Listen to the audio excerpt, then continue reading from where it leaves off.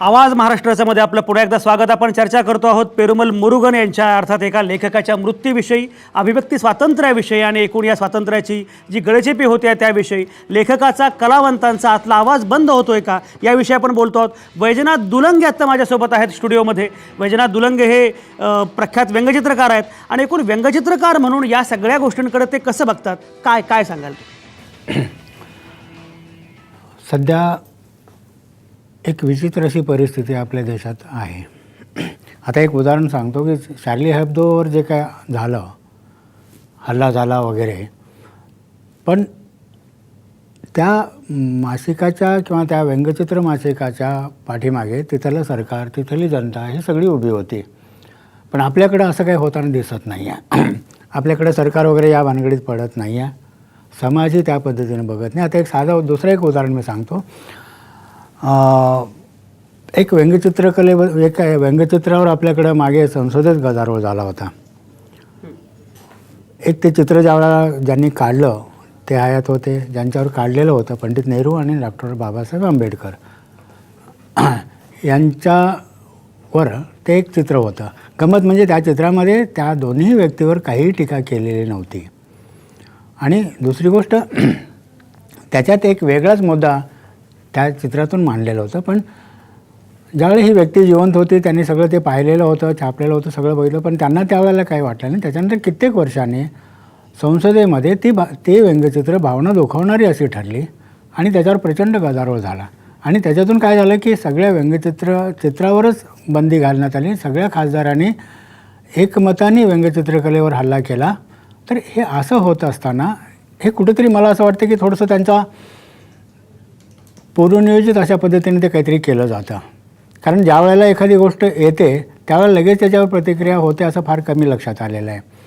उदाहरणार्थ चित्रपटांच्या बाबतीत वगैरे असं ते होत आहे. पण तेही ते प्रकाशित झाल्यानंतर एक साचेबद्ध अशा पद्धतीने गदारोळ म्हणण्यापेक्षा आपल्याकडे कसं असतं, एक तरी हल्ला करणं.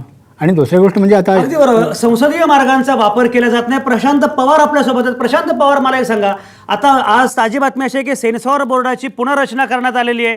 अध्यक्ष कोण, बाकी नवी समिती कोण, त्यामध्ये अशोक पंडित आहेत, रमेश पतंगे आहेत, नवीन समिती आत्ता आलेली. तुम्ही या समितीवर काम केलेलं आहे, काम करत आहात. मला आत्ता सांगा की खरोखरच सेन्सॉर बोर्ड नावाच्या रचनेची गरज आहे का, असेल तर का? नावाची गरज आहे.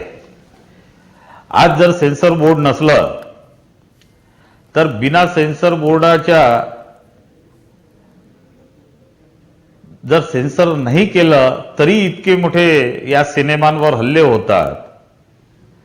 उद्या तर ज्याला जे वाटेल ते तो सिनेमामध्ये दाखवेल. तो म्हणजे चित्रपट आला मार्केटमध्ये की रोज बंद करणं आणि त्याच्यानंतर त्याच्यावर काहीतरी कोणीतरी विरोध करणं हे चालूच राहणार आहे. आणि कोणालाच काही त्याच्यामध्ये असा अधिकार नाही राहणार की आज यांनी हे दाखवलेलं आहे, उद्या त्यांनी ते दाखवलेलं आहे, उद्या या मुलीचा केस घेतला आहे, त्यांनी त्या मुलाचा केस घेतला. आज कमीत कमी नाही काहीतरी आम्ही त्या गोष्टीवर कुठे ना कुठं त्याला सेन्सर करतो. आज आता ऋषिकेश जोशींनी सांगितलं की समाजावर, बरोबर आहे ना, तुम्ही समाजावर आपण चित्रपट दाखवला, आपण हे म्हणतो की समाजाच्या भावना दुखवतात, पण भावना दुखवणारे कोण हे तर कोणीतरी याचा विचार करायला पाहिजे. आता तुम्हाला मी एक उदाहरण देतो. मी कोकणस्थ पिक्चरचं मी स्वतः सेन्सरशिप केलेली. त्याच्यामध्ये संघाचं आणि एक जो गॅरेजवाला आहे तो SC समाजाचा आहे. त्या याच्यामध्ये सुद्धा हे आलं. मी त्यांना समजावून सांगितलं किंवा असं काही संघाने वेगळं काम केलंय किंवा त्यांनी वेगळं काम केलेलं आहे असं काहीच नाही. आता पीकेसाठी सुद्धा मला खूप लोकांनी विचारलं की बाबा पीके तुम्ही कसा काय रिलीज केला, का मला हे समजत नाही. ह्या इतक्या हिंदूंच्या संघटना ह्या सगळे जण आहे, बजरंग दल आहे, विश्व हिंदू परिषद आहे, आणि त्या हैदराबादमध्ये OICने आपल्या देवादेवतांना इतक्या शिव्या दिल्या, तर या लोकांनी काय केलं त्याच्यात? का बरं मग यांची ताकद तिथे पुरली नाही काय? आणि सेन्सरनी काय केलं आणि त्यांनी आमिर खाननी कोणती चुकी प्रशांत केली? पवार तुमचा मुद्दा पोहोचला. दासू वैद्य मला सांगा, मुळामध्ये आत्ता लेखक किंवा कलावंत यांची जबाबदारी आत्ता काय असली पाहिजे? कारण याच्यामध्ये कुठल्याही धर्माच्या बाजूनं कुठल्याही धर्माच्या विरोधामध्ये अशा प्रकारे ही चर्चा घेऊन जाणं अतिशय गैर आहे. इकडे घडलं तेव्हा तुम्ही काय केलं, तिकडे घडलं तेव्हा तुम्ही काय केलं. कुठल्याही धर्माच्या बाजूने किंवा विरोधामध्ये असा हा मुद्दा नाही आहे. कारण सगळ्याच धर्मामध्ये अशा प्रकारच्या मूलतत्ववादी शक्ती आणि वृत्ती असतात. त्या केवळ हिंदूंमध्ये आहेत किंवा मुस्लिमांमध्ये आहेत असं मानण्याचं कारण नाही. मूळ प्रश्न आहे अभिव्यक्तीचा. अशावेळी लेखक, कलावंत आणि सर्वसामान्य सजग नागरिक यांची भूमिका काय असायला पाहिजे? ती बरोबर आहे की लेखकांनी काय भूमिका घ्यायला पाहिजे. आणि आत्ता यांचं त्यांचं काढत बसलो तर ते फारच वेगळ्या दिशेला ती चर्चा जाऊ शकते किंवा तो विषय जाऊ शकतो. एक छोटंसं मी उदाहरण सांगतो की पाकिस्तानामध्ये एका कवितेवर अभ्यासक्रमातल्या बंदी घातली. त्याचं कारण असं होतं की त्या कवीने त्याच्या कवितेमध्ये गंगा माँ असा शब्द वापरला होता.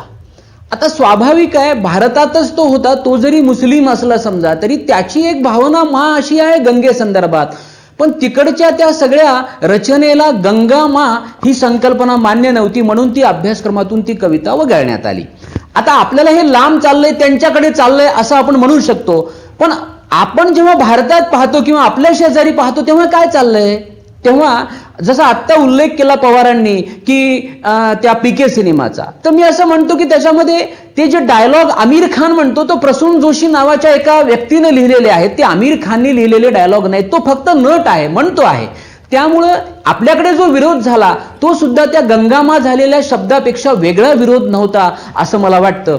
आणि दुसरी गोष्ट अशी, ही चर्चा पुन्हा एकदा एखाद्या राजकीय पक्षाच्या सत्तेशी किंवा त्यांच्या काळात अशीही जोडू नये. ती जोडल्यानंतर त्या पक्षाच्या ध्येय धोरणाशीच आपण काहीतरी बोलत बसतो. आणि मुळामध्ये हा खूप पुरातन सनातन असा प्रश्न आहे की व्यक्ती स्वातंत्र्य, की मला बोलता आलं पाहिजे, मला अभिव्यक्त होता आलं पाहिजे. तुमचा मुद्दा पोहोचला, आपल्याकडे वेळ कमी. अनवर राजन, शेवटी मला तुमच्याकडे यायचं आहे. मला सांगा, आत्ता आगामी काळामध्ये विचारी समुदाय म्हणून आपल्या पुढची आव्हानं काय आहेत आणि धर्माधर्मांमध्ये कलह किंवा काय या प्रकारे न बघता सगळ्याच धर्मांमध्ये सुधारणांची जी अतिशय आवश्यकता आहे, लोकशाहीवादी वृत्ती सगळीकडे निर्माण होणं ही पूर्वअट आहे. आणि अशावेळी या प्रकारची आव्हानं आपण कशी पेलणार आहोत, तुम्ही कसं बघता, काय सांगाल? मला दोन गोष्टी सांगायच्या. एक गोष्ट तर अशी आहे की लिहिणाऱ्यांनी किंवा चित्र काढणाऱ्यांनी किंवा व्यंगचित्र काढणाऱ्यांनी लिहिण्यापूर्वी किंवा चित्र काढण्यापूर्वी पूर्णपणे विचार करून समजूत लक्षात घेऊन ते काढावीत. पण नंतर माफी मागायची वेळ येऊ नये किंवा माफी मागायची जर कोणी दबाव आणला तर त्याला सामोरे अतिशय धैर्याने गेलं पाहिजे. हा पहिला भाग आहे. दुसरा भाग आहे की समाजामध्ये जी काही कायद्याची व्यवस्था आहे, कायदे नाही आहे असं नाही, पण कायदे जे काही आहेत त्याची अंमलबजावणी जरा चांगल्या पद्धतीने व्हायला पाहिजे. हा दुसरा भाग आहे. तिसरा भाग असा आहे की भावना दुखावतात असं लिहू नये, असं लिहिलं जातंय. म्हणजे मी अतिशय स्पष्टपणे सांगतो की अनेकदा वाचून मला स्वतःला वेदना होत आहेत.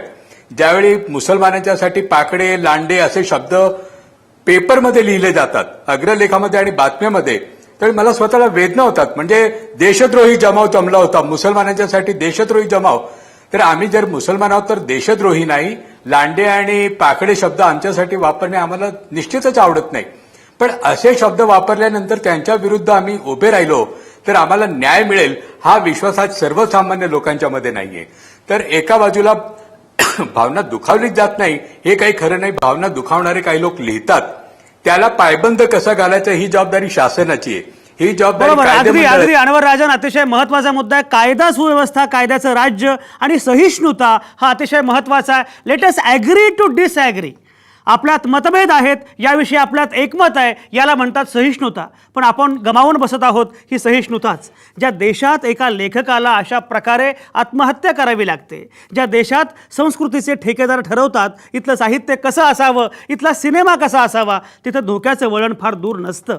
त्यातही अलीकडं नथुराम हा देशभक्त आहे. इथपासून ते प्रत्येक हिंदू स्त्रीनं 4 नव्हे 10 मुलं जन्माला घालावीत अशा प्रकारच्या चर्चा रंगत असताना आणि पुराणातली विमानं सायन्स काँग्रेसमध्ये उडत असताना आपल्याला एकूणच सजग व्हावं लागणार आहे. नाहीतर आपलाही आवाज उद्या बंद होऊ शकतो. आर्ग्युमेंटेटिव्ह इंडियन असा आपला वारसा असेल तर तो आपण जपूया. तुका म्हणे होय स्वतःशी संवाद, आपुलाची वाद आपणाशी. असो तेव्हा जपूया आपला आवाज, तो करूया अधिक बुलंद. नामवंतांचे आभार तुमच्या आतल्या आवाजासह. पाहत आणि ऐकत रहा आवाज महाराष्ट्राचा.